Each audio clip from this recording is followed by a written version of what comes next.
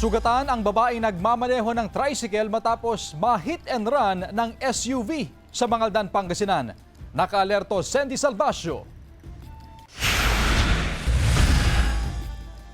Sugatan ang 24 anyos na babaeng nagmaneho ng tricycle matapos umanong ma-hit and run ng SUV sa bahagi ng Barangay Poblasyon, Mangaldan, Pangasinan hapon noong Linggo.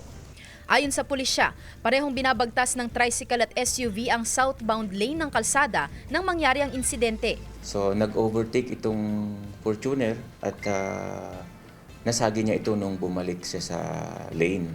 So parang yung pag-overtake niya is naano siya na out of conscious siguro, yung balance niya. Hindi na po siya uminto nung pagka tumba po namin, may kasama po ako na isang bata. Pagkatapos noon, may sumunod, pinasundan po siya nung isa na nakakita po sa amin. Ang sabi nung nakasingle po, hindi na nila nasundan, mabilis po sila. Maswerteng hindi nasakta ng batang kasama ni Jovelyn.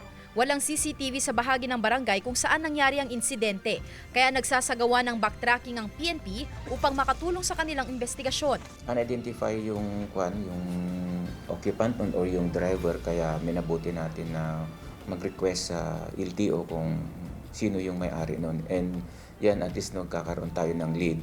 Tukoy na raw ng PNP ang plaka ng sasakyan at natukoy na rin ang may-ari nito. Hindi na nagbigay ng karagdagang detalye ang otoridad para sa pagpapatuloy ng kanilang investigasyon. Pero ayon sa PNP, maaaring sampahan ng reckless imprudence resulting in physical injury and damage to property ang driver ng SUV. Kasama si Henry Duminsil, Sandy Salvacio, One North, Central Luzon.